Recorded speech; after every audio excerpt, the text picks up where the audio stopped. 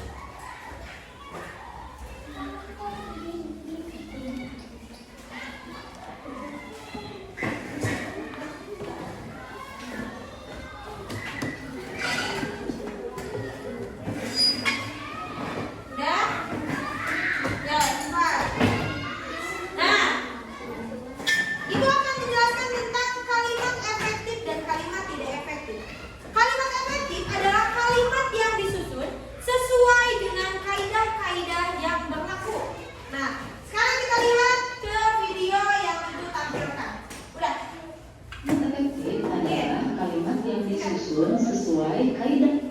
Kalimat efektif adalah kalimat yang disusun sesuai dengan kaidah-kaidah kebahasaan yang berlaku, seperti susunan katanya, ejaannya, tanda baca, atau strukturnya yang harus sesuai dengan kaidah bahasa Indonesia. Contohnya sekarang, tanda baca. Kalian tahu tanda baca itu apa saja? Apa contohnya tanda baca? Titik, koma, selain itu apa lagi tanda baca? Tanda seru, apa lagi? Tanda kutip, tanda tanya, itu tanda baca. Itu harus sesuai. Ya, itu. Ngerti sampai sini? Nanti lanjut. Kaidah kebahasaan yang berlaku, susunan susunan kata, kata, ejaan, tanda baca, atau strukturnya harus sesuai dengan kaidah bahasa Indonesia. Nah, lihat selanjutnya. Ciri-ciri kalimat efektif adalah: yang pertama, mengikuti aturan ejaan bahasa Indonesia.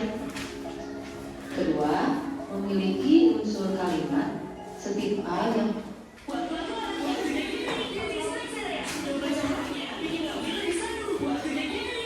pertama, mayoritas dari pesan yang disampaikan jelas, setidaknya subjek tidak.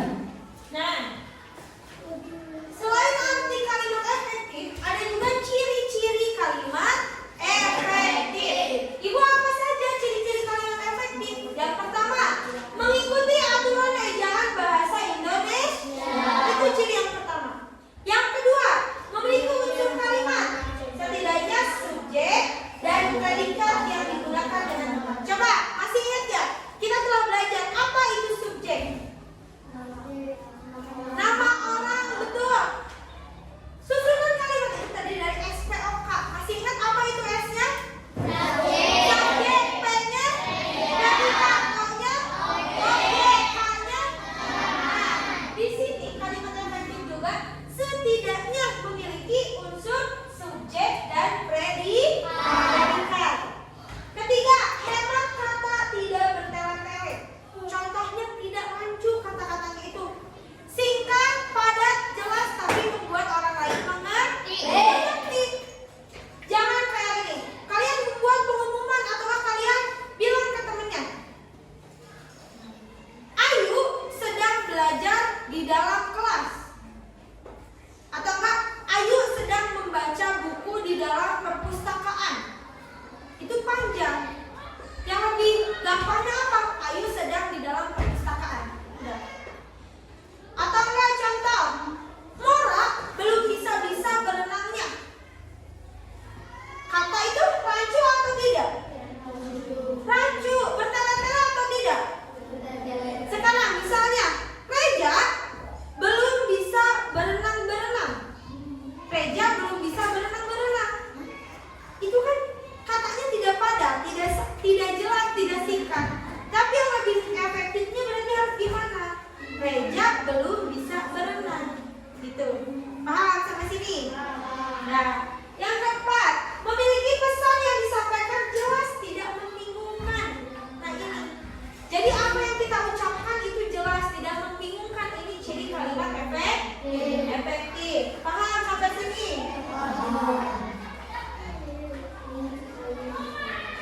efektif adalah seperti berikut.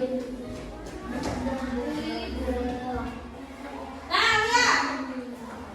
Lihat di sini.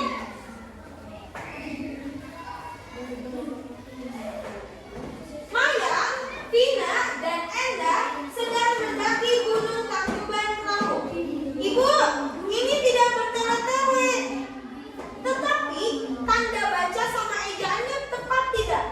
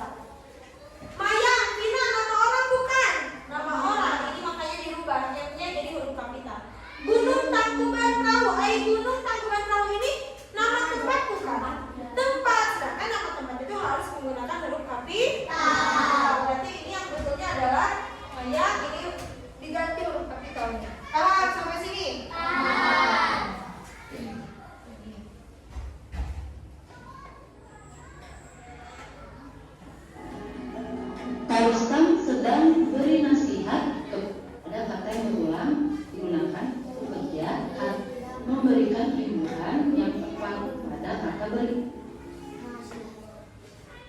Nah, lihat.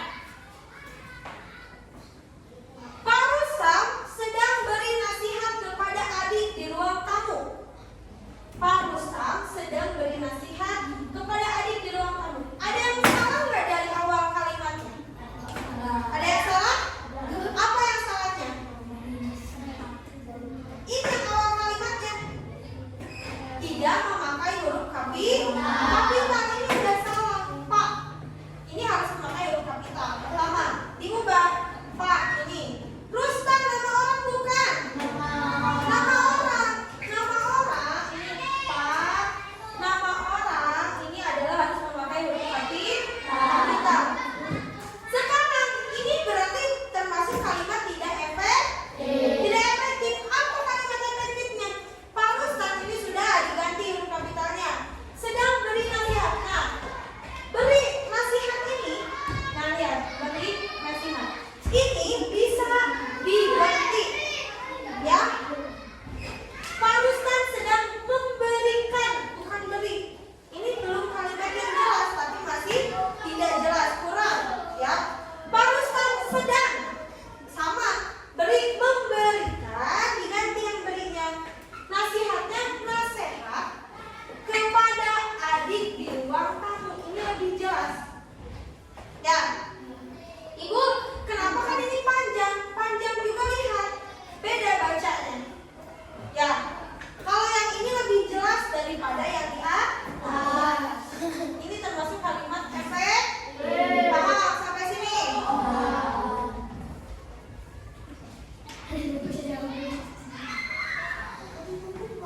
Oke.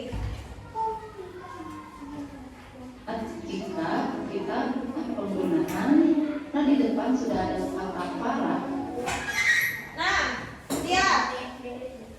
Ini ada lagi contoh. Duduknya yang betul semua. Lihat, ada lagi contoh. Para tamu-tamu duduk di kursi dengan sangat tertib sekali. Rancu nggak bacanya? Bertele-tele nggak? Coba, apa yang bertele-telenya? Ini kata ulang betul. Ini ditiadakan ya. Keren. Para ini huruf ininya diganti pakai huruf kapital. Para tamu ininya dihapus. Duduk di kursi dengan sangat tertib sekali. Sangatnya perlu atau tidak? Tidak usah. Ini dicoret. Jadi yang betulnya apa? Para tamu duduk di kursi dengan tertib sekali. Kenapa? Ini termasuknya pengulangan kata. Tamu udah aja satu. Kan semuanya juga tamu. Ya. Kenapa satu? Karena di depannya ada para. Para tamu berarti udah ke seluruh tamu, udah mencakup seluruh tamu itu. Paham sampai sini? Paham nanti? Bisa? Coba lagi. Satu lagi contohnya.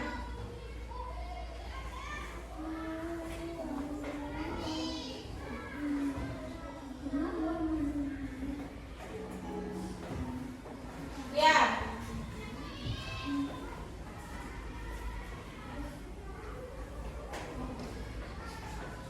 Bagi para murid-murid dipersilahkan masuk ke dalam kelas. Bertele-tele atau tidak? Ini termasuk kalimat efektif atau tidak? Ini adalah contoh kalimat tidak efektif. Kita rubah ke kalimat efektif. Bagaimana caranya? Bagi ini sebetulnya tidak usah. Ya, diganti tadi para siswa. Sudah. Ini para murid. Murid ini di pengulangan kata boleh tidak? Tidak. Ini kita hapus baginya. Murid-muridnya hapus. Jadi ini P-nya berarti di awal kalimat. Awal kalimat itu harus menggunakan huruf kapital.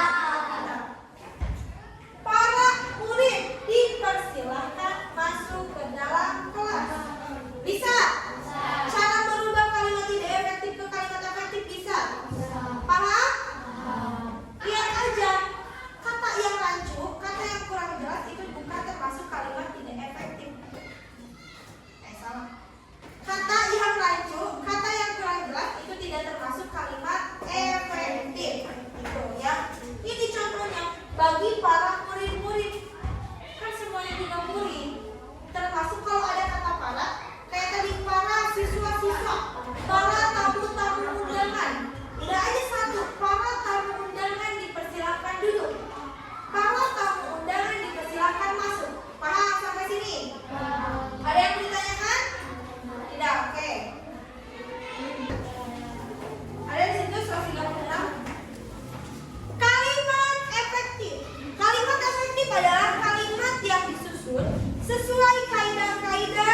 kebahasaan yang berlaku. Tadi kan sudah dijelaskan ya di sana.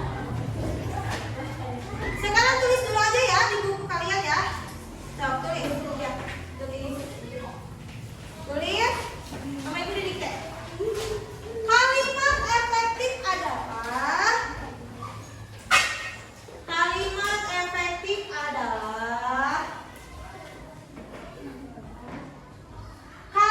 yang disusun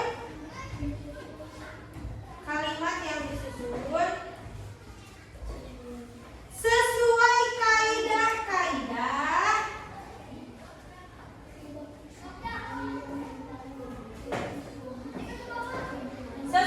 kaidah-kaidah udah kebahasaan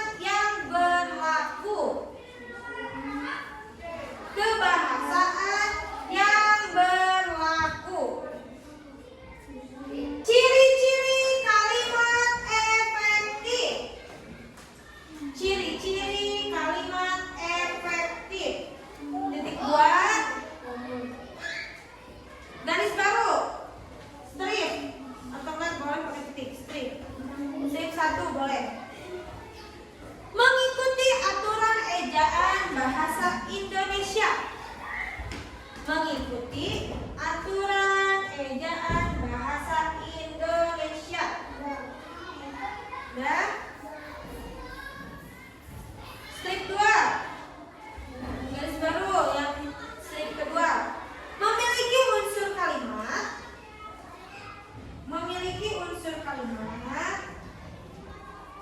Setidaknya subjek dan predikat yang digunakan dengan tepat.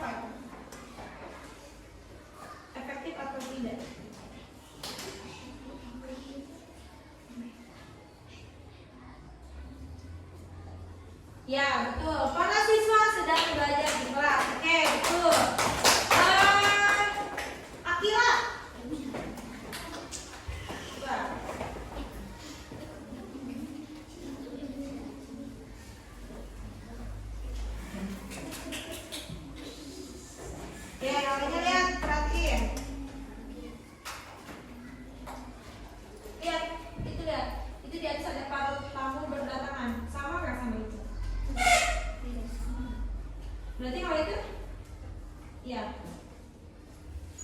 Oke, betul. Lagi Asla, ayo sini. Asla.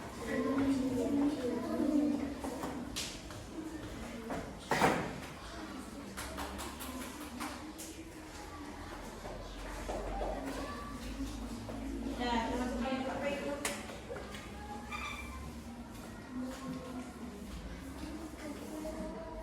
Nah, sok Andin.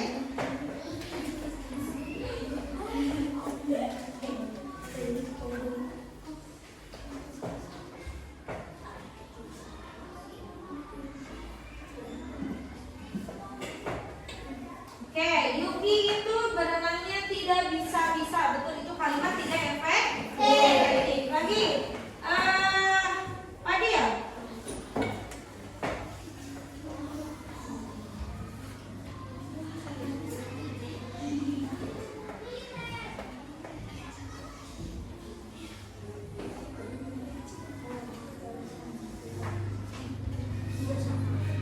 Oke, saya membaca buku di perpustakaan. Kakak. Nah. Ini kalau kalian bisa mengisi ini berarti udah paham apa itu kalimat efektif, apa itu kalimat tidak efektif. Tuh. Yuki belum bisa berenang. Itu bertara-tara tidak? Tidak. Yuki itu nama orang. Belum bisa berenang itu sudah jelas. Yuki belum bisa berenang. Kalau ini Yuki itu berenangnya tidak bisa-bisa.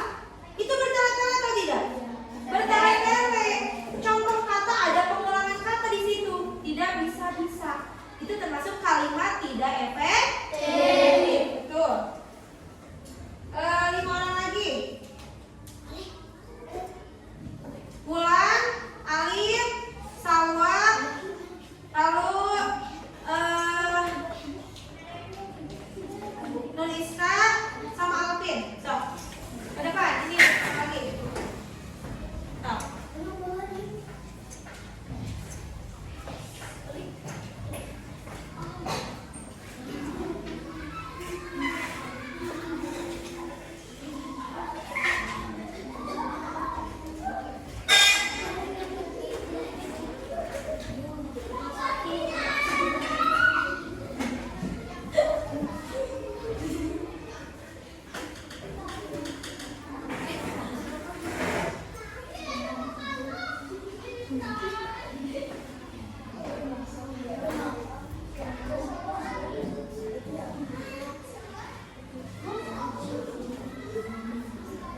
Ya, bisa semuanya? Bisa. Kita lihat. Coba kita lihat di sini. Kalimat efektif. Para tamu berdatangan. Ini sudah jelas. Para tamu berdatangan. Di sini para tamu saling berdatangan. Gak usah pakai saling, ya. Kan para tamu itu udah mencakup seluruh tamu berdatangan. Lagi, saya membaca buku di perpustakaan. Sedangkan kalimat tidak efektifnya, saya sedang membaca sebuah buku di dalam perpustakaan. Sama aja intinya, Pak ya. Gitu. Perhatian semuanya ke sini. Mereka pergi ke pasar. Mereka pergi ke pasar dengan tujuan berbelanja. Udah pasti kalau ke pasar itu mau belanja. Yuki belum bisa berenang. Udah jelas itu kalimat efektif. Kalimat tidak belanja. Yuki belum bisa berenang. Udah jelas itu kalimat efektif. Kalimat tidak efektifnya apa? Yuki itu berenangnya tidak bisa-bisa. Di sini ada pengulangan kata. Boleh atau tidak ada pengulangan kata? Tidak boleh. Berarti ini termasuk kalimat tidak efektif. Yuki